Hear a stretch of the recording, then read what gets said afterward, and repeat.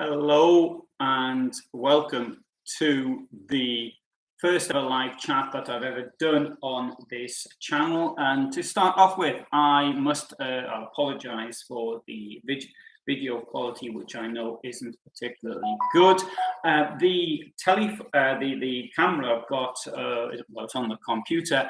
The computer dates to 2013. Now, having said that, I always buy things which are top of the line, the best possible, because I mean, and I think if you buy quality, it works out cheaper in the long run. So the camera is quite old, but having said that, the computer is even updated again. A new equipment added to it even last week. So it's from that point of view, the computer is quite good. What I do on my other channel, I was having a live broadcast every week, and I must admit I've done one for a while. I do tend to do them ad hoc, but from time to time I'll try and do something like this if there's any success or any demand for it. And what this does, it allows you to be able to ask me questions as and when things are done. And at the same time, what I thought is doing is this: if history we can do on what is happening in the news. And so this would then repeat. So what is sort of newsworthy as things stand at the moment? Hello, Otto. Hello. Just got the notice. Good. What is newsworthy at the moment is obviously the continuing war in Ukraine. And so what I thought I can try and do is I'm trying to put this into perspective of historical times. And the thing is, this is what we do have. We have very clear historical precedents for things which are happening, which is, of course, the Nazi period. When Putin talks of denazification, it is to say the least, it's a bit of a joke. It's projection of what he himself is, and so therefore, I think that comparison is perfectly fair. We saw, for example, was the week before last, the big Nuremberg-style Nazi-type rally, which was held in Moscow with the use of their Nazi-type symbols, the Z and the V, neither of which are found in the Russian language at all. Indeed, it's quite odd that you've got somebody who's this Russian nationalist, yet he's using a symbol, a Z, a Russian Z, looks like our 3, if you like. So you've got a word like zebra, it's written like with a 3 at the beginning. Then you need to see that in writing to actually make the point more.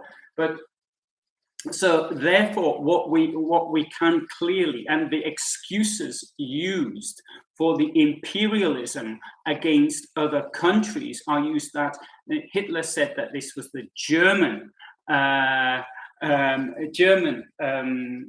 Germans were minorities were being treated badly in Czechoslovakia and in Poland, for example, and then inventing all sorts of horror stories of what the Czechs and the Poles were doing to these poor German minorities. It's exactly the same as what Putin says, making stories up about how badly the Russian minority, as he sees it, is being treated in these countries. Another thing which is exactly the same is that Hitler had this embodiment that he was Germany, and he identified himself utterly as being Germany. Putin does exactly the same thing. And as much as I think, I cannot come up with anybody historically who thought exactly the same in the same way. That not even Mussolini came up with this. Now, I thought hello Badger and hello Ghost. I was looking for. I remembered something from the 1935 Nuremberg rally, and there's this moment where Hess says, Hitler is Deutschland, is Germany, and Germany is Hitler, and all Germany marches behind Hitler. Anyway, I did find him. I thought, all right, I've got in the 1935 the Triumph of the Will, and so I thought I'll have to use that in a video.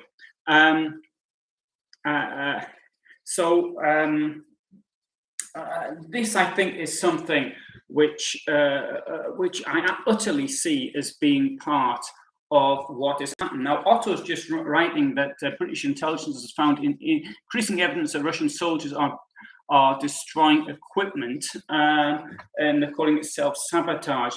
This also, curiously enough, is something, again, which happened in the Second World War.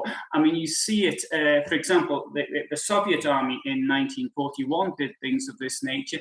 Also, the Italian army did things of this nature. In both cases, they didn't want to be there, particularly in the case of the Italians. They just wanted, it wasn't their war, why should they fight it? I must point this out, the Italians fought extremely bravely and courageously against the Nazi occupiers from 1943 to 1945. But in Mussolini's war, they just didn't want to get involved. And another point I've just got, hello, Isa. Another point I've got just written here, Otto's just written this, and Chechnya was hammered under Putin. Right, now the first Chechen war, when that took place, in fact, the first thing started happening in Chechnya in 1992. Today is the 30th anniversary of the Union Treaty. If I remember right, it was 31st of March, 1992, was the Union Treaty in Russia.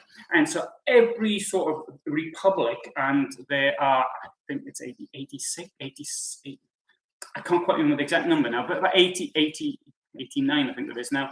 Anyway, all but two signed the Union Treaty, and the two that didn't were Tatarstan, which is around Kazan in the upper Volga area, and the other one was Chechnya. Now, when the war started with the first war with Chechnya, really started as a result. Hello, Annika. Hello, too.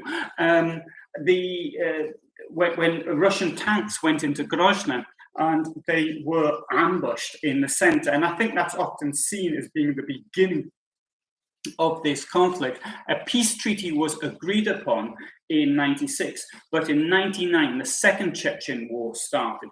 And the Second Chechen War, to a large extent, was started by deliberate false flag operations, such as the apartment bombings, which all evidence points to having been done by the FSB, where the Russian Security Service, the KGB's successor, and this was Putin, when Putin himself was in charge of it. Now, in the first Chechen War, Putin was a deputy to the mayor of Petersburg, Andrei Sobchak. But so he had nothing whatsoever to do with it. But in the second one, he was responsible, and as a result of this, was utterly terrible. We don't know how many people died in these wars, but I mean, up to 100,000 people in the two Chechen wars. I mean, it's a horrendous number. And you can see by the way that they just blasted their way through Grozny. I mean, the ruins of this town have been, everybody's seen the photographs of what they actually did. The idea just to destroy everything as they advanced. Some time ago, I was seeing it was in Russia. I was seeing a woman whose husband, her first husband, she wasn't with him, she was with me, I think. He'd been in Chechnya, and she told me these stories about the way he came back and what happened, and the trauma that he actually went to.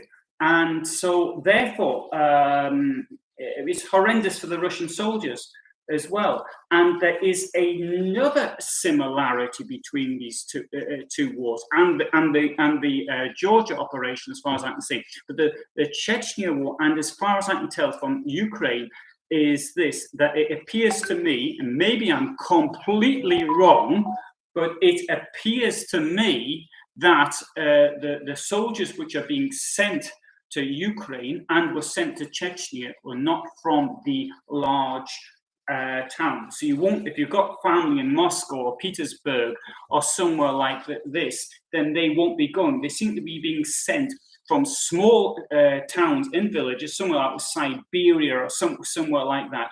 People, if you've got a small village in Siberia and it's got 5 dead people, then it doesn't get reported. It might get reported in the local news. The locals will see it, but that's it. But if you start getting coffins going back to Moscow and to Petersburg, then you have a problem. Now, there was one thing I did notice is this, that there was this is now reading Russian reports. There's a town I know quite well. I'll say the name of it once this all ends. But, and there they said the number of dead from this town was quite elevated. Admittedly, I got this from Ukrainian sources, so it mightn't actually be true.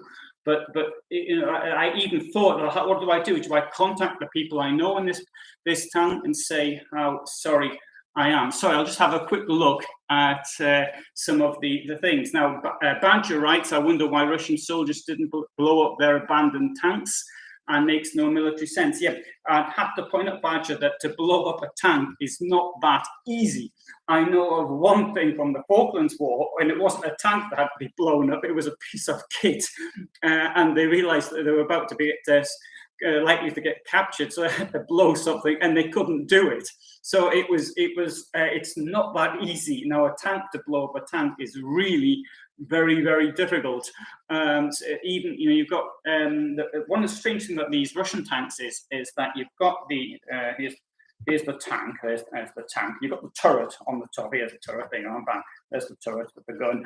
And what you'll often see is that the turret comes off the gun. And the reason, I think, for this is that whereas Western tanks, American and British tanks, they have somebody inside who actually loads shells into the gun, whereas the Russian tanks, under where the people sit in the turret, there's this automatic loading device. So if you ever get inside a Russian tank, I'll have to upload my videos from when I was in a Russian tank. You don't see the end of the gun, because the end of the gun is part of this like device inside. It's a bit like a revolver. And so the shells actually go into, it's about 18 in this revolving thing. So there's 2 layers of 18, I think it's 18 or 19, I can't remember anyway, whatever. And I think it's 19, and so it's like it automatically loads. But the problem is this: if it takes a hit, then you've got all the shells in the turret, and bang, and the turret comes straight off. And anyway. So that's answering the abandoned tanks bit. And another Russians are manipulated with spoils. Looting Russian soldiers' wife asked for laptop and new sports clothes for Ukraine. Intercepted calls. Thanks goes for that. I hadn't read that, but I have seen reports coming through of the loot. I haven't heard of people giving orders what they'd like and sending in their requests for what they want to be stolen. But one of the things that happened in the Second World War was that Red Army troops, if you were a private, privates were allowed to send 5 kilos back. I think officers were allowed to send 10 kilos back, and generals could send just about anything back. And as you were allowed a parcel, now why would a soldier have the rights to have a parcel? It's only from stuff which has been stolen from wherever they are. It's not as though they're on holiday and they're sending postcards and souvenirs back home. So this clearly is something which is continuing. I mean, for example, I've never heard this in any other army. If I'm wrong, please correct me, but I haven't heard of it, not even in the Wehrmacht, which was doing looting and killing on a massive scale in the Second World War. But it wasn't done. They weren't allowed to sort of send stuff back as much as they could. So if the Russian army we've got this type of looting, that doesn't really surprise me. It's come as it's part of a tradition. So thanks for that, Ghost. So Colin asked what my background is and where do I get my in-depth knowledge and information from. Well, okay, I was a business person, so I ran a publishing company. I was in the army as well, and I've always maintained this interest in history. So I've been doing things related to the Holocaust for many years. and I've always maintained my interest in military sort of stuff. Now, as far as strategy and tactics are concerned, I do as military land stuff. I know quite a lot about that, but I mean, I don't know anything about naval or air strategy and these modern weapon systems. I don't understand. But I mean, if it were like from when I was in the army, I do know how the weapons systems work. And having said that, in Ukraine now they're using stuff from when I was in the army. So I saw something about this bazooka, if I may call it that, the Carl Gustav, which is now being shipped to Ukraine. Now, the Carl Gustav was introduced in 1948 in Sweden, so it's what they had in British Army when I was there. And having said that, now from having something which weighed about 10.6 kilos, if I remember correctly, it now weighs about 6 kilos because it's made out of plastic, some of the composite material, instead of a lump of lead or whatever it was. No, wasn't lead, it was steel. But anyway, so that's a bit about my background. Yes, I am ex-army term, right? And hello from Portugal, says Pedro. So another thing, incidentally, because I was a business publisher and I ran a couple of companies. So I do know a little bit about. I can also talk about their sanctions opinion, which I want to come on to now. My opinion, and I've said this now for about 3 weeks, is that.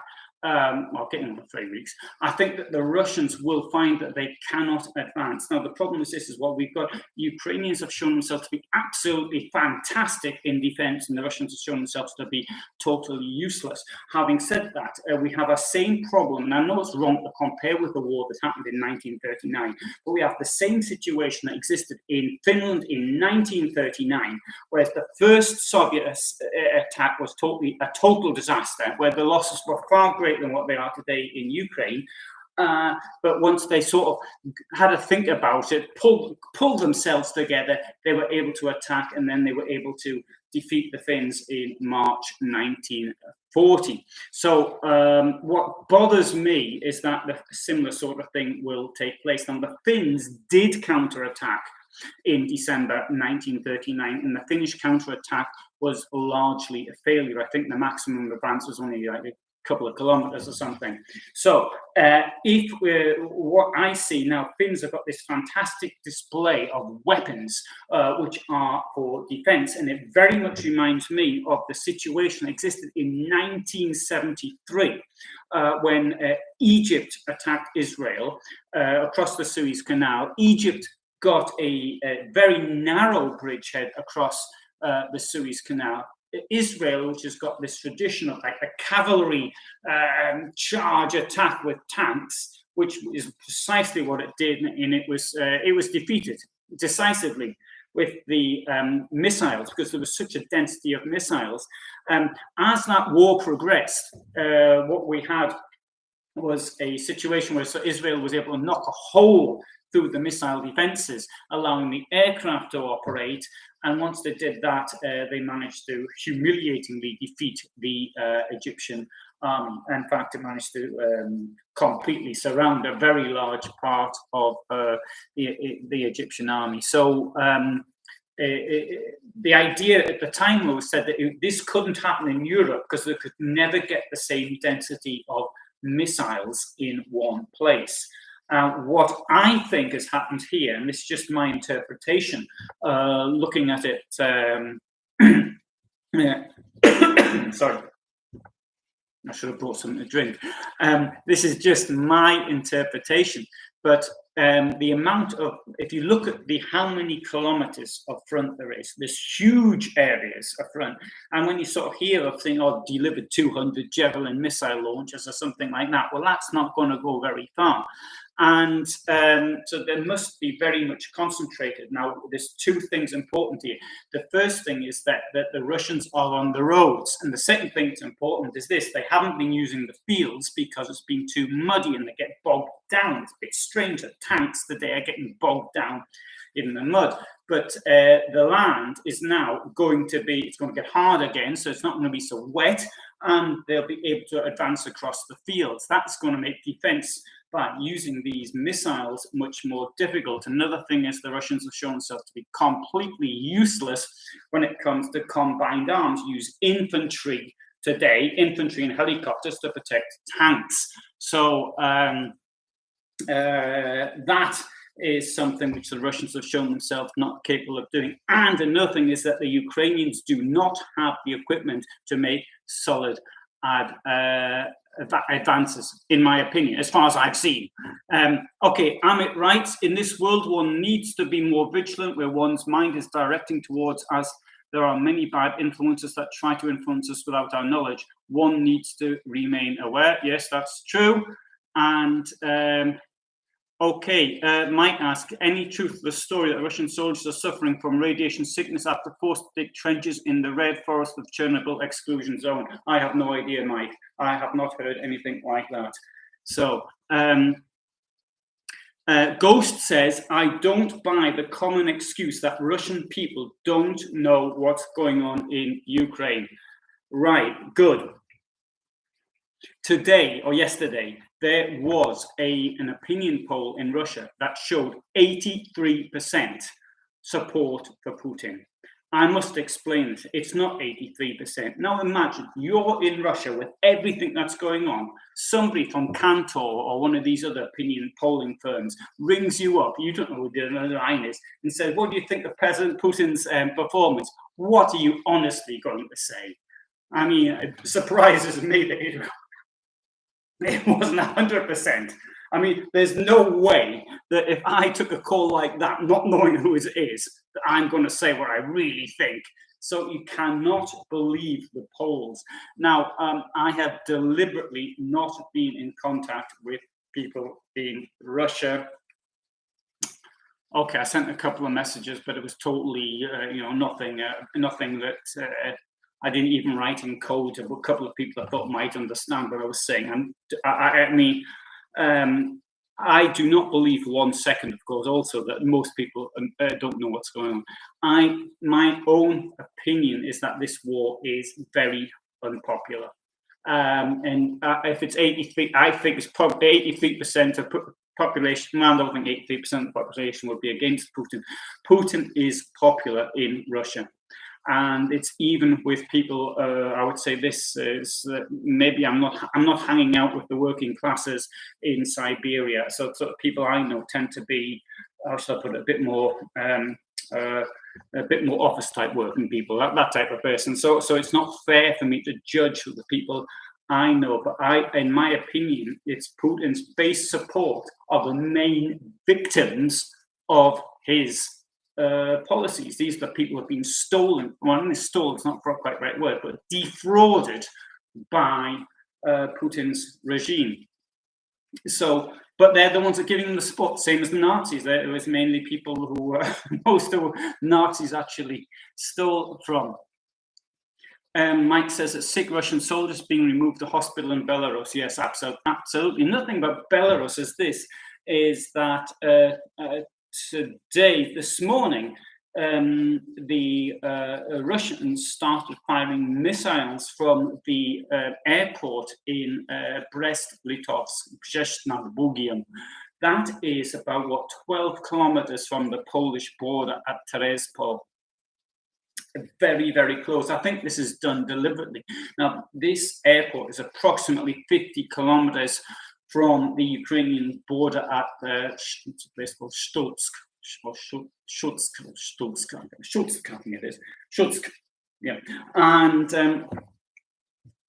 so I mean, I think the point of that though is to make a point that they can fire missiles from anywhere. I think Belarus is playing a very dangerous game though here, because the regime there quite clearly is very unpopular, and this regime could find itself being overthrown quite easily. I would imagine. Ghost writes, I saw they tried to interview Russians at the pro-war rally, and when the camera was put on them, they turned around in apparent shame. Yes, that would be one thing that people might have done that. Badger says, would you put what Putin is doing in Mariupol in the same category as Hitler, the country, Rotterdam and Warsaw? No, I wouldn't actually, Badger. I think it's worse. I mean, this is incomparably worse, because there's an argument for the bombing of Coventry. Okay, in the case of Rotterdam, the bombing of Rotterdam was done as it was a terror attack. In the case of Rotterdam, it was the Dutch were about ready to surrender. The planes went off, and they shouldn't have gone off because the Dutch government was about to give it, and 400 people were killed in the attack. Now, Warsaw, if we're talking, there was actually a battle going. I suppose it is similar, but I believe that what Putin is doing now is just to destroy as much of the infrastructure as possible.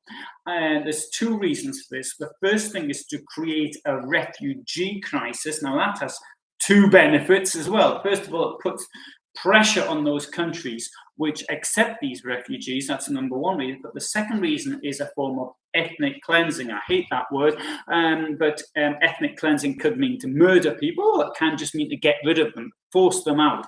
And if he forces these people to leave and go somewhere else, it doesn't bother Putin how many people don't lose their entire livelihoods, their possessions, everything. What matters to him is his bank account and his madcap historical interpretations.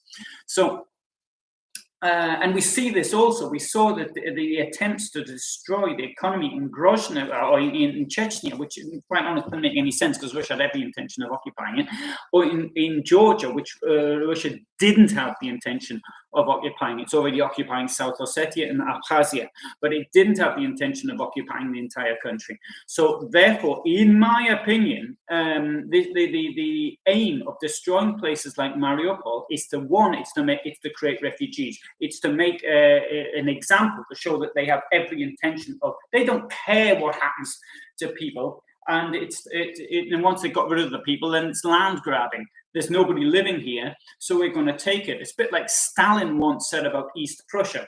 He said that it doesn't matter what the local population think. There's nobody living there anyway because they've all run away. And to a large extent, well, I wouldn't say it was entirely true, but a large population of East Prussia fled in 1945 as the Red Army advanced. So, sorry. Yeah. Ian says that 83% is not accurate. Yeah, well, I think no. Ross says 83% of over 60s. Yeah, it probably is. Most people who support Putin are probably the older people, I think, because younger people who are better educated, younger people, as a general rule, tend to be more progressive-minded. It's people, and so I think that that's probably. It's probably another thing is that people have to remember the dreadful state that the economy was in the 1990s, because at least one thing about communism was that people knew this got okay, now a lot, but at least they had the basic things were taken care of. Okay, there was corruption and all the rest, but what happened in Russia afterwards? There was the companies collapse. There was people without food. Andrei Sobchak, who was the mayor of Petersburg, Putin's boss, the person who brought Putin into politics, he said that democracy is in for a hungry winter. His words. So, I mean, there wasn't even food. One of the things that got Putin started off was he was bringing food into Petersburg, and this was an exchange of his job. He got a license to barter Russian. I think it was I can't remember. It was a metal, maybe it was aluminium. I can't remember, or nickel. He bartered that for food. So the nickel went out, and in exchange, food came in. But meanwhile, lots went missing. And so there was an investigation. That's definitely worth a video. I might do that one day. Good question here from, it's in Greek. How long do I think the war is going to last? I can't say. I don't know. I see this very, very darkly, to be quite honest. And because the problem is the following. It's that Putin cannot back down. It's not like any of us. We can say, okay, right, you're all right, I'll back down. You can do what you want. He cannot do that. His entire livelihood is now at stake. He cannot just resign like that. He can't go into retirement. he could be put on trial for his crimes. He could spend the rest of his life in prison. And had he just, he had murdered a number of people up until now, but there's no way. I mean, what if a democratic government was elected in Russia? What would they do? They'd put him on trial. I mean, now there's 10,000 Russian people who died in this war of his. He hasn't. This is the problem. The only way of ending this war, there's two ways of ending this, well, three ways, I think. Russia might win. The second way is that Putin is overthrown. Third reason, which is the least likely, is that Ukraine conquers Russia. That's it. So, and Russia gives up. So that's it. That's it. But in any case, Putin has to go. So I see this. What I think will probably happen is, because of the state of the weaponry that we have these days with these missiles and everything else, is that there will end up being a sort of stalemate situation as existed in the Donbass for the previous 8 years. That's my opinion at the moment. If we go through what could happen, well, the first thing is that Russia could conquer all of Ukraine. That's number one. Number two is that, which is the most likely present, that Russia stops advancing and Ukraine is unlikely to continue advancing. So then a peace treaty could be done on the ceasefire lines, something like Israel has, for example, ceasefire of 1967. So that could be the ceasefire of 2022, and with the idea of having a conference, which never happens. That's number two. Other than that, we've got the Ukraine might liberate the Crimea and liberate Donbass. I don't know, and then say, well, that's it. We're not advanced, or Putin could get overthrown. That's it. Christopher said a really good point. He's not in the Holodomor. Holodomor was the starvation, of deliberate starvation of people in the southern parts of the Soviet Union. Now, it's often said as being uniquely Ukrainian. It wasn't, because it was if you look at the places that were reporting the deaths, it was all over southern Russia, not just Ukraine. But we're looking here, we don't know how many people died. It's in the millions. And it's I mean, I've also heard some ridiculous numbers bandied around, but it's whatever it is, in the millions. Now, at the Soviet Union, Stalin boasted in, I think it was 1937, that the Soviet Union was producing more children than the entire population of Finland. So in 1937, the population of Finland was about 3.8 million, and the population of the Soviet Union was about 192 million, something along those lines. Approximately, it's off the top of my head. And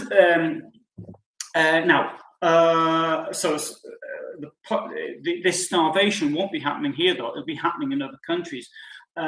Ukraine exports of grain, for example, it's huge. Now, if you take Russia and Ukraine together, not only at the ports, which is grain is being exported from places like Odessa, and this is the fundamental. The countries in North Africa and the Middle East are hugely dependent on grain, and if they're not getting it from Ukraine, from Russia, then there's going to be major problems. For example, Egypt's demand is so great that it's roughly equivalent to that of the entire exports of Ukraine. Now, as you may remember from geography at school, the richest land, the best land for agriculture, is what's called Black Earth. There's two places in the world where it's a Black Earth. One's in Canada, and the second one is in the region, well, say from region approximately Kursk, Belgorod in Russia, going towards Kharkiv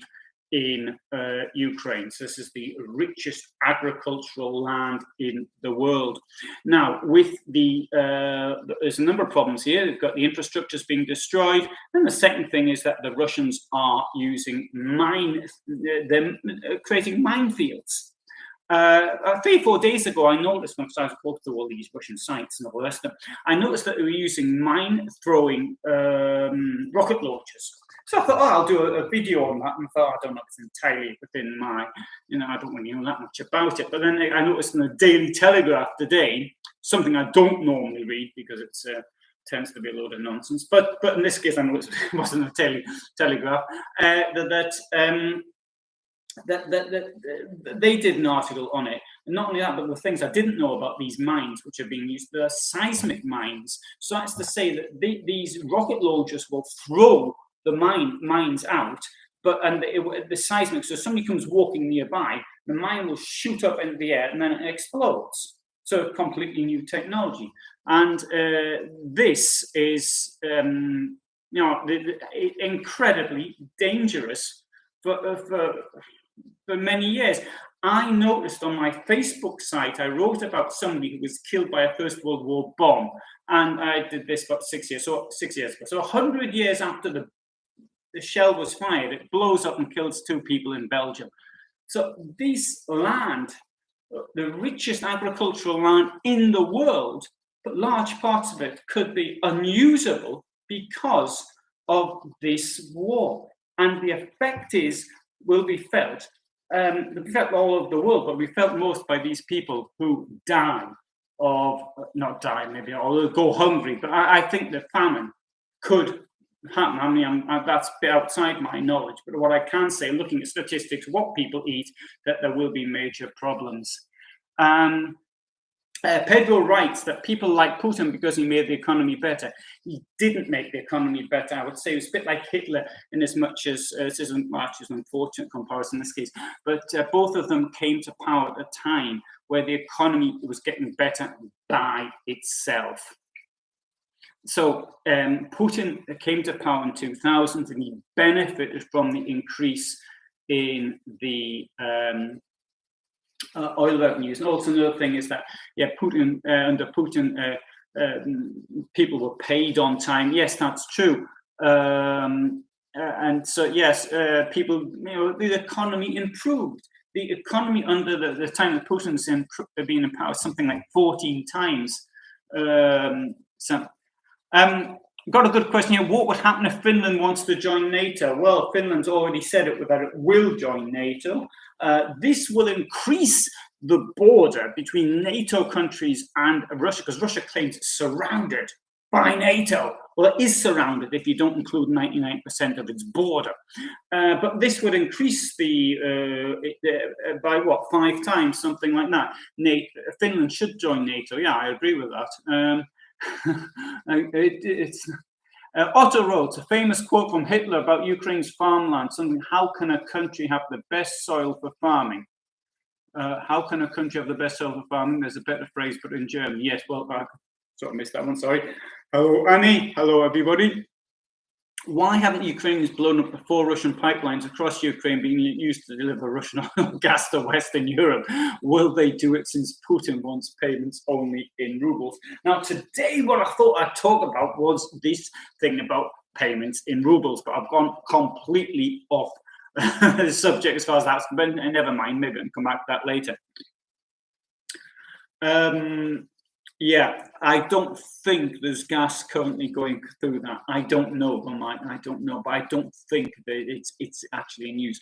But why haven't some installations been targeted?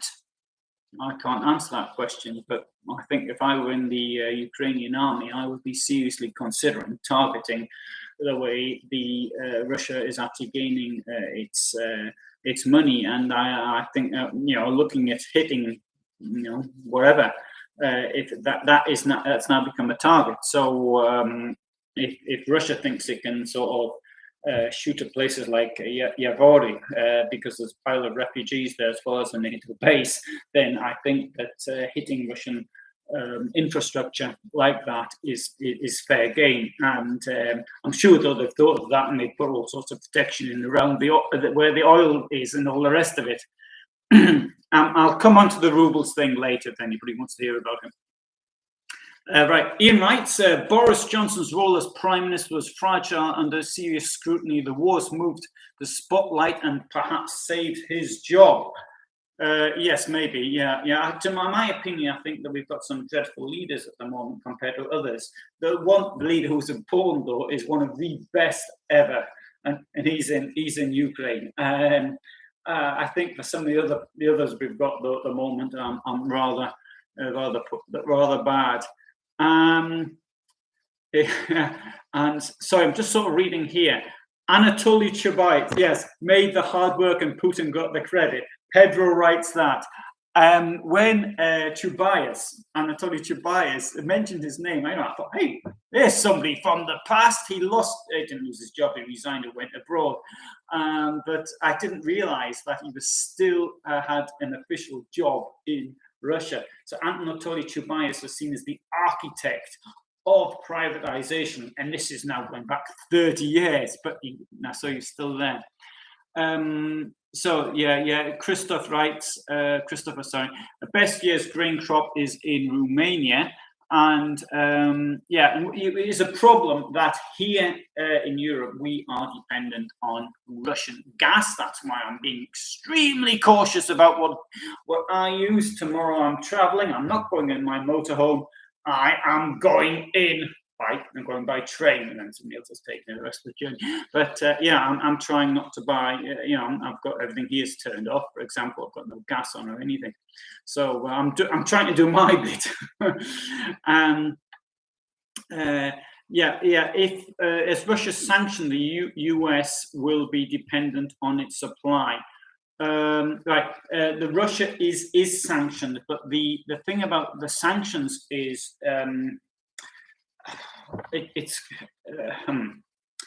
sanctions they're not what they seem, and I think that I don't know, shall I start explaining it? The thing about the sanctions is, okay, I agree that the sanctions are hitting the people in the street, but there are people who are benefiting because of sanctions in Russia, because they've seen suddenly, for example, I'll give you one example. There's somebody, who's probably one of the richest people in Russia. He is somebody who is an oligarch, but he didn't make his money because of he made his money. Well, he's only 50 years old. He started in business as a student, exchanging money. But and I've forgotten his name. It will come back to me. But anyway, he owns these fertilizer companies, and that's he got out just before the banking business, just before the crash of 2008. He wasn't hit by the crash of 1998, and he got in the fertilizer business. And the value of because of fertilizers now in such big demand because of this war.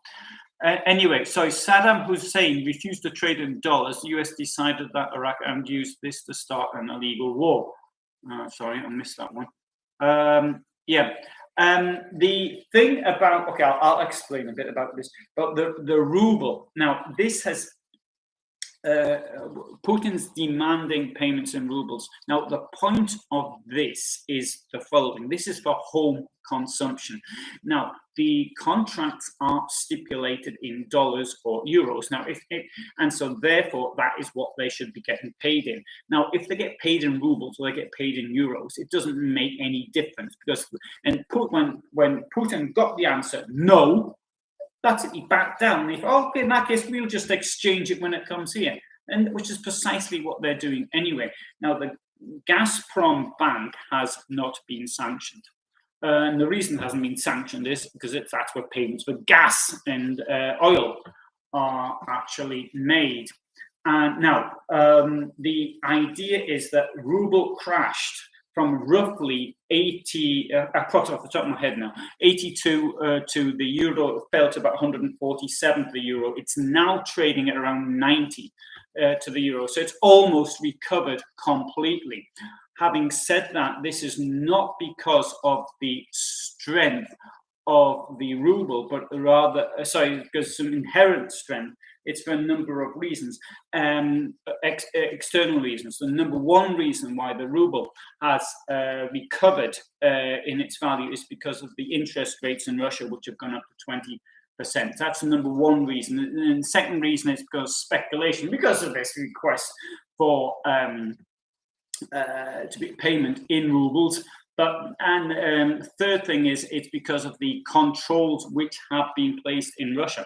Now, one thing, if you're in Russia right now, you can go to the bank and you can deposit your currency, your euros and your dollars and your pounds and what have you, and you get between 4 and 8% interest, between 4 and 8%. When, for example, here I'll get, I think I don't know my euro account, but it's like 0.1 or something ridiculous, and the savings account, it's next to nothing. Now, this has encouraged about approximately 2 billion euros or dollars, I can't remember which one was, to be placed in Russian banks by just offering these high interest. But there'll be the problem down the line. But when Joe Biden said the ruble has been reduced to ruble, I mean, it sounds quite good as a slogan, but it's not true. But what will happen with high interest rates? There's a number of things. You're gonna in Russia, the economy. I mean, most forecasts now are putting between -7% to -10% this year. Could it be even worse? Whereas our economy here is it's likely to grow, but not by a lot. But it's likely to grow a lot. What Putin is doing effectively is that this war has to be paid for by something. And if countries stop buying gas and oil, 50% of all Russian the government spending comes from oil. 50%. So if there's suddenly your revenues from that, suddenly the country finds itself how is it going to generate cash? And another thing that Putin's done, Russia's got a sovereign wealth fund, which I think is 145 billion inside it, and now the sovereign wealth fund is being used to buy Russian government bonds, which is not what the sovereign wealth fund is there to do. It's at all. That's not the idea of it. So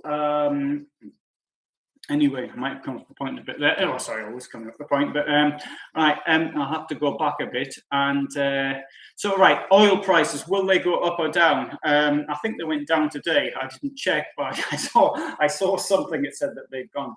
But I mean, they're all over the place at the moment. I think that oil prices will stay relatively high, though, for some time to come. I need to point one thing out, though. In 2008, I can recall the price of oil being $146 a barrel, and now it's around the 105 mark, something like that. So it's a lot cheaper than it was in 2008. So how come it's costing so much at the fuel pump? Particularly as many countries have given up on their part of their excise duties. In the European Union, there's a minimum VAT rate, value-added tax, purchase tax, on the on oil, which is 5%. I think is the minimum it can be. And there's an excise duty. An excise duty is a fixed amount on a fixed quantity. So it could be a ton, for example, there's so much on per ton, or so much per litre, a ton and a litre, and the one's weight and the other one's liquid, but they in the metric system, they're easy enough to work out between the two. And so for example, France has reduced it by, I think it's 15 cents, and Spain and also by 15 cents a litre. Even Poland, the VAT rate's gone down to 5%. The United Kingdom, I think, did something as well yesterday or the day before. Can't quite remember. But anyway, that sort of gives an idea. Right. Sorry. So the price, I don't know, will go down or not. Dennis writes, the only difference between the two countries is one has nuclear bombs and Iraq didn't. Well, yeah, in Iraq, I think that's for a different time, actually. So yeah, Boris Johnson's been in Saudi Arabia trying to get more oil from there. Well, the Saudis could say, yeah, well, hey, this is a chance for us to really cash in. We can increase production and benefit from $100 plus per barrel. And that would make sense. I would understand it. But what Saudi Arabia doesn't want at the same time is it doesn't want uncertainty. It doesn't want a recession because then it can't sell.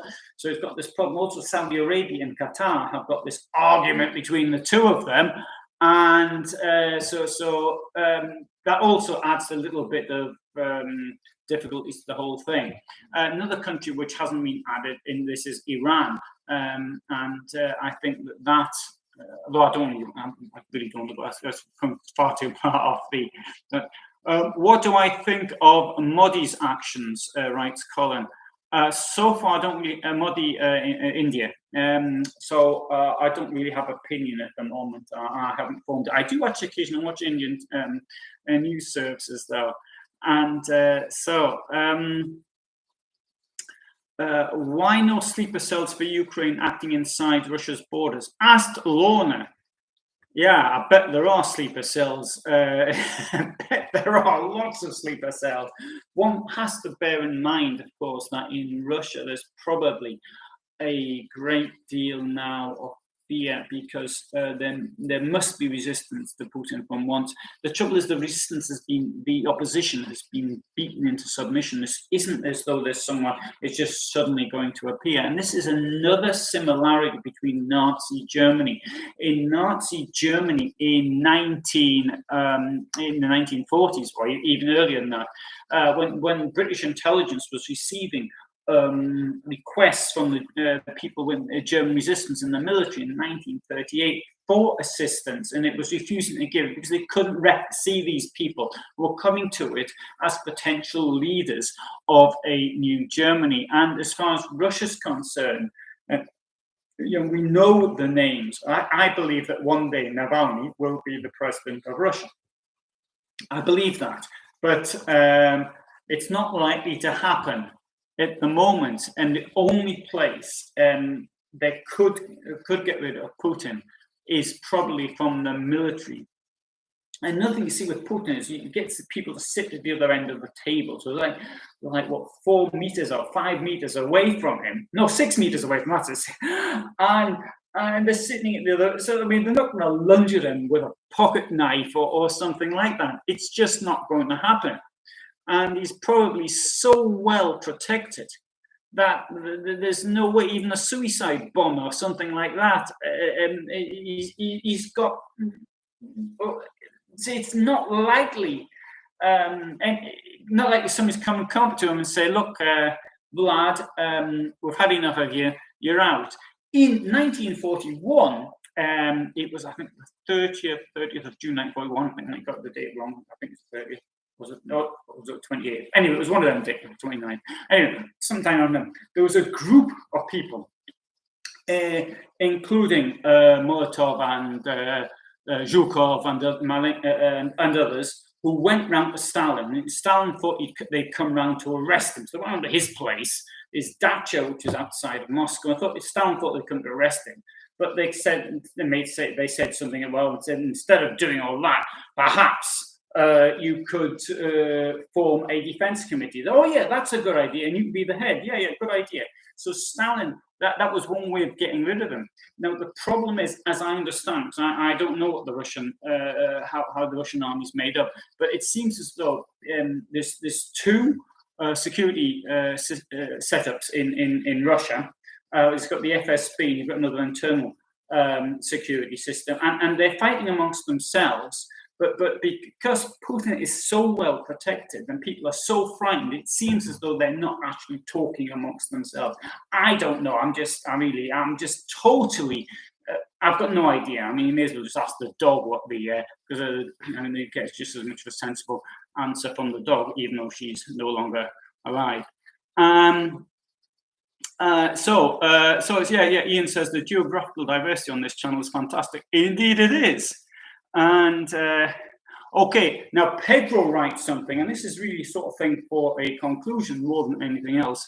And Pedro says the following: it's a Portuguese expression, but this expression exists in other languages as well. And I shall quote, better an evil we already know than an unknown evil.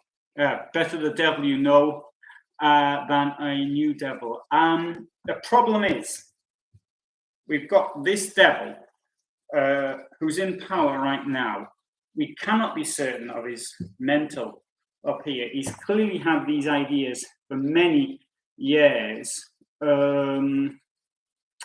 I believe that better to get rid of him. I don't think that he would be replaced by anything worse. Now, I have said these things about comparing Putin to Hitler.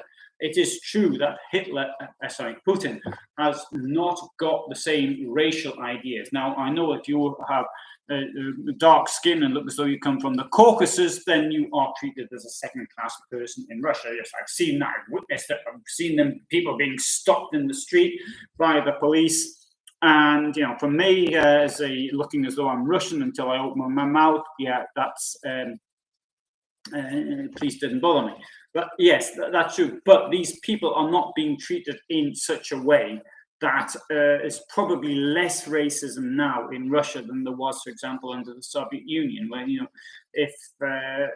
if you were Muslim or Tatar or Jewish, then you couldn't work in anything related to the state. You were sort of excluded. That is no longer the case, but certainly there is racism against people from the Caucasus. But I mean, it's nothing, of course, like to what Hitler did. So from that point of view, it cannot be compared. But these other ideas, these nationalist ideas, these symbolism, they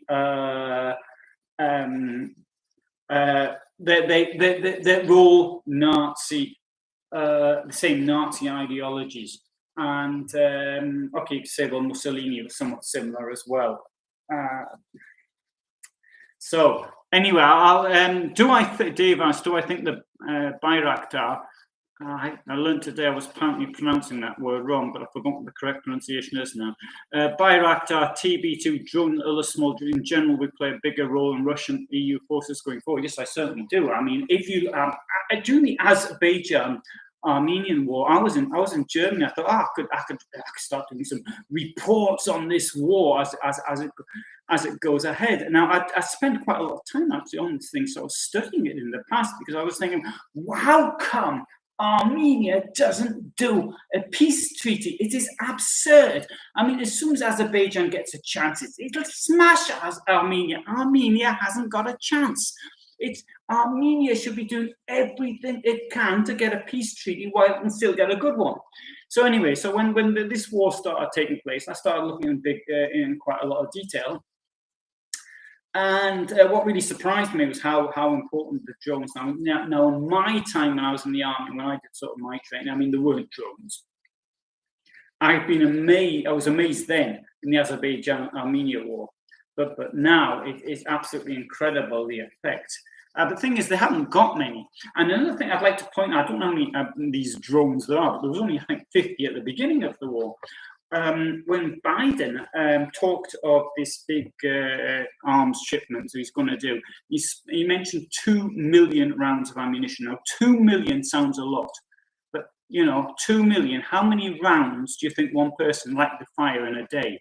I mean, normally, British Army would be issued with 4 magazines, so it's 4 times 20 plus 1 you've already got, so that's 100 rounds of ammunition. But 100 rounds of ammunition, if you're in a firefight, you'll probably fire, particularly if you've got automatic weapons, but even if you've got even with a single shot weapon, you're likely to fire that up in 5 or 10 minutes. With automatic weapon, that'll be gone in no time at all. You don't... Those who haven't done any military training, you don't really want to start putting things on automatic fire unless somebody's actually filming you, because it's just you can't shoot straight with it, and you're less likely to hit your target if you just do one shot. And if you're firing automatically, the point that is just what's called suppression. Anyway, just get people to keep their heads down. And so 2 million rounds isn't a lot. And if you've got 2,000 people, that's 1,000 rounds each. Well, okay, let's put it another way: 20,000 people. That's it's not a lot of ammunition, really. And supposing it's all 5.62 or 7.62, it's not going to go very far. Right. Do I think Russia will attack a NATO country? No, of course it won't. If Russia cannot beat Ukraine, where it's got an armed force, it depends how you measure it, 5 times larger size, I normally say 8 to 9 times larger. It depends how you measure it, of course. I mean, but whatever. If it can't beat Ukraine, it hasn't got a chance against the NATO country, none whatsoever. NATO outnumbers Russia by around 10-1. And Russia can't beat a country where it's got an advantage of something like 8-1. No way. No way. That would be the end for Putin. Absolutely. So that's the only thing to do is threaten the use of nuclear weapons and the incredible damage that would cause. There's no way. Anyway, and Colin says I look English until I open my mouth. So I saw that joke earlier and had a bit of a laugh at it. And yeah, so people like Ian writes, people like Hitler and Putin know how to compartmentalize their intentions and go on to a charm offensive. Indeed, they do. I wouldn't say Hitler was particularly charming, but of all, I would have to. Putin has got charisma. He's got, in my opinion, anyway. I mean, others may agree, but I mean, when I see him, there's very few politicians who have this charisma and this invitingness that he has. And I think from that point of view, it's he is really good. I mean, recently maybe a little bit less so, but certainly before he showed this charisma and he had this touch, which it's hard to think of other politicians that are like that. So Colin is from Sunderland, which is near where I come from. What do I think the 402,000 people evacuated to Russia? Here's an awful little bit of information what happened about them, says Aki Lafian. I don't know what happened to people. I mean, I saw that they were being forced to work. I don't know if that's true or not true. I can't say, but to forcibly evacuate 402,000 people, I presume they've been put in some refugee camp somewhere. I have no idea. I can't say. Pedro went to Armenia, and Christopher says Azerbaijan Bayraktar was a dolt, and Dave says is a $5,000 Switchblade drone, which is guided and disposable. Right, this is the way of putting it. Now, I can recall something when I was in the army. In those days, a tank cost around £250,000. Now they cost a lot more than that. But there was the shell from a Carl Gustav one shot. It cost £100. Now, these days, you've got a tank, these American Abrams tanks, I think it cost, $35 million or something. So you wouldn't be ordering too many of them. But even the Russian Armada, I believe, is 8, or even a T-72, which has been on the go since the 1970s. You're looking at $3 million for that. So if a drone which costs $5,000 can take out a $3 million tank and the people inside it, that is that's economically a good deal. And okay, returning to so you could buy 14,000 drones for the cost of one aircraft. Yeah, I think it's even more than that, to be quite honest. Yeah, I think that actually Dave says that, but I think that's mathematically out on, or maybe I'm doing mathematically, yeah. But anyway, 14,000 drones for one aircraft. Now, what you're going to buy makes sense. I mean, it's incredible. This military technology revolution is akin, I think, to the invention of the machine gun and how the machine gun was used in the First World War. Of course, there were machine guns earlier. I mean, there was a machine gun in the American Civil War, the Franco-Prussian War, but there was still a movement of people around.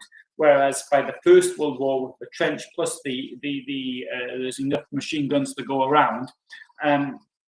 The First Balkan War and the Second Balkan War, we didn't see the machine gun used to such a great extent. But in the First World War, this is very much akin to that, in my opinion. And what will happen, of course, somebody will find a way of getting around these drones, so the advantage will go over to the attack again, because throughout history there's something which is in a defense and then they get around it. I mean, even when the so-called longbow in the 13th century, and the steel tips to arrows, for example, which came, I think, around 15th century, something like that. These things are different types of armor. There'll be some kind of anti-drone, something will come in, and then anyway, that's the way it goes. Indeed. Now, anyway, there's people being taken to Sakhalin, these 400,000 people. I also read that 400,000 people ended up were taken to Siberia in Sakhalin and places of that nature. But I can't really say. Look, I'm going to have to actually finish this. As much as I'm enjoying this, this is really good. The only thing is I've got a video on my other channel, which is